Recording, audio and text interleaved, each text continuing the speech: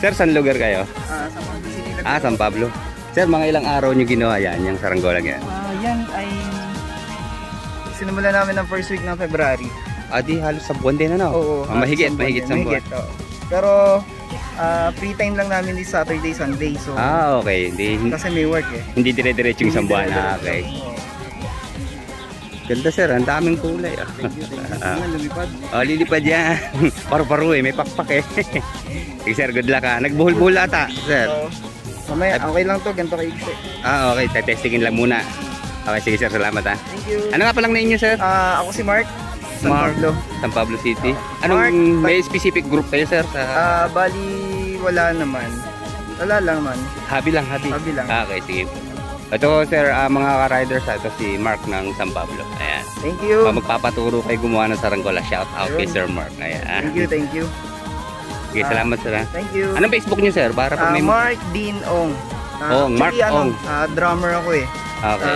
Talagang mahilig lang talaga ako sa saranggola. Okay. Ganda naman talaga eh. Shoutout sa banda ko, Helena. Ayos, sige. Shoutout sir.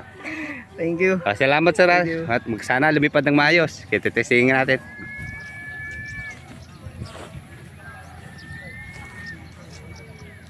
Nagtatawag tayo ng hangin at buti kulimlim kasi nung nakaraang taon napakainit. So ito yan, hangin na. Talagang sipul-sipul lang ang katapat para magkahangin.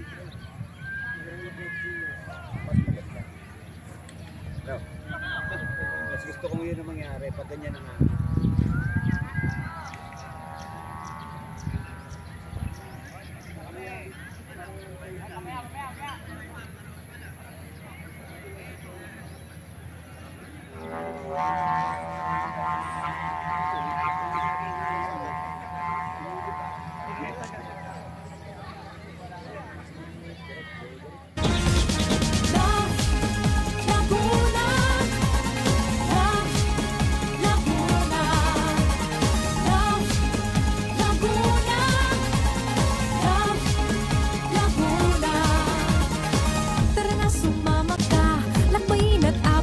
Walang katulad.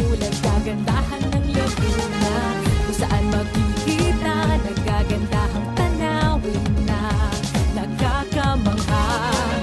Itong lawang tugsong-tugsong, malilinis na tubig tanong, isang lawang walang katulad sa Pilipinas. Malinis na kabundukan, sariwang hangin, tulog ng kagubatan.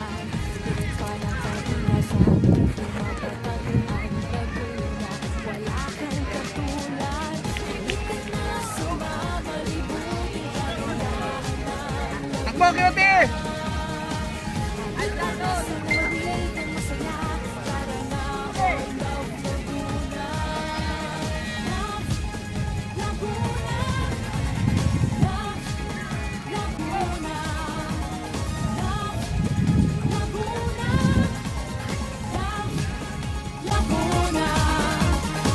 Tara na, subukan na, tikman at makita ang bawat produkto ng bayan ng Laguna. Dito lang malalasa, kakaibang sarap ang iyahain, walang katulad. Mayaman sa kasaysayan, kulturang iniingatan, pamana noon di yung makikita. Bayani ng Pilipinas, dito isinilang sa Timog Silangan. Ano pang hinihintay? Ang sayang kumakaway, tayo na mahalin ang Laguna. Halika na, sumamalibuting kagandahan ng Laguna. Halika na sa lalawigang masaya, tara na, oh love Laguna. Halika na, sumamalibuting kagandahan ng Laguna. Halika na sa lalawigang masaya.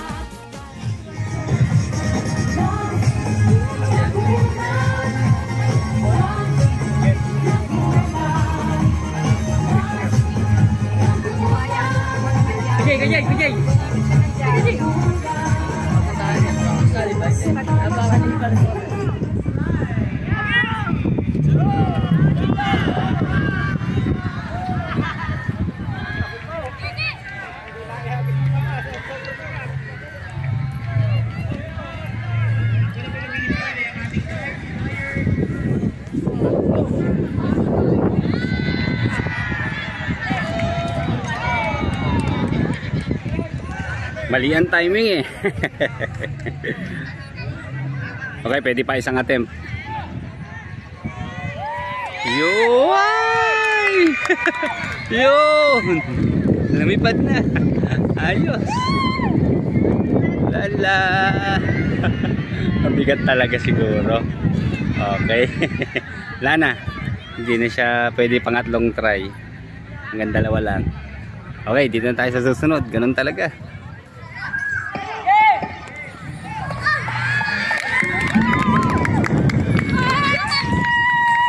Kala ko tatamahan ako.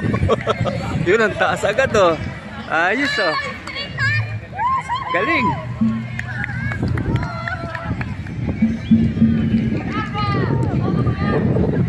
Kala ko mas mabilis pala pa rin yung triangle oh. Itong square kita nyo, angat agad eh. So talaga nasa hangin. Timing sa pag-atya. Ayos.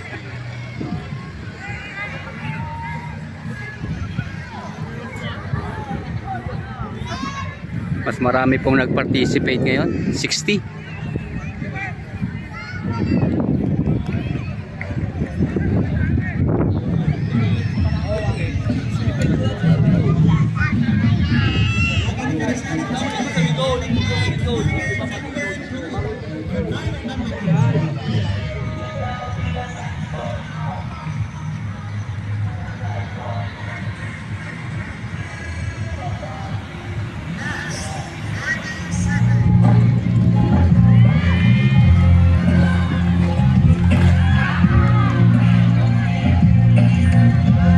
Sumabit.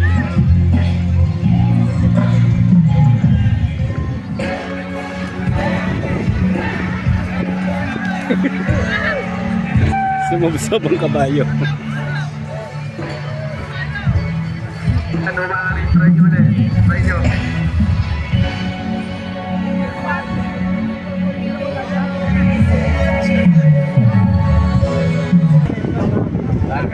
karga.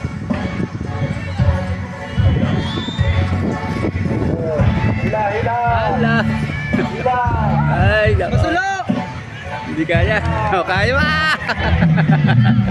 Mabagsak. Wala, mabigat, mabigat. Kabayo ba naman eh.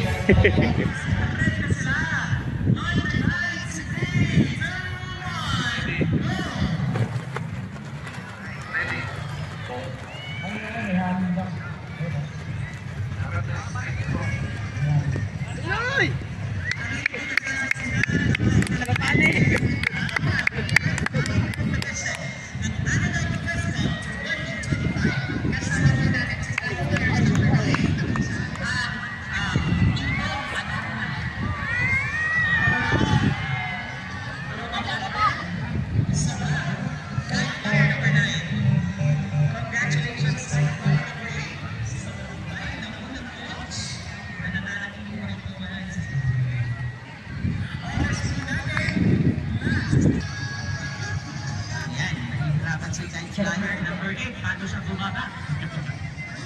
At least, lumipad ng matagal ng natalo. Nakakahabol kaya sa second finals.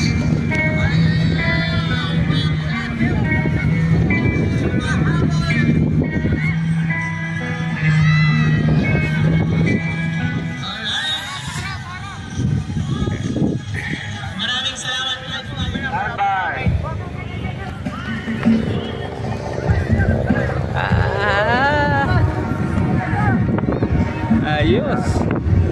Galing. Ay na po at flight number 7. Fire. Hila, hila.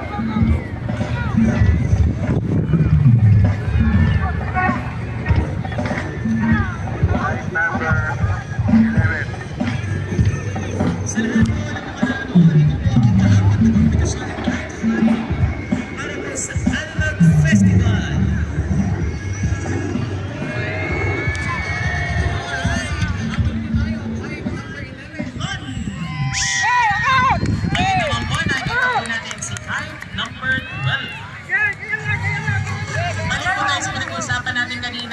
Ang inyo pong nakikita na high launch po ay syempre po ay para po ito sa mga malalaking saranggola na hindi po makakalipad ng mataas. Last 1 minute po para po kay kite number 11.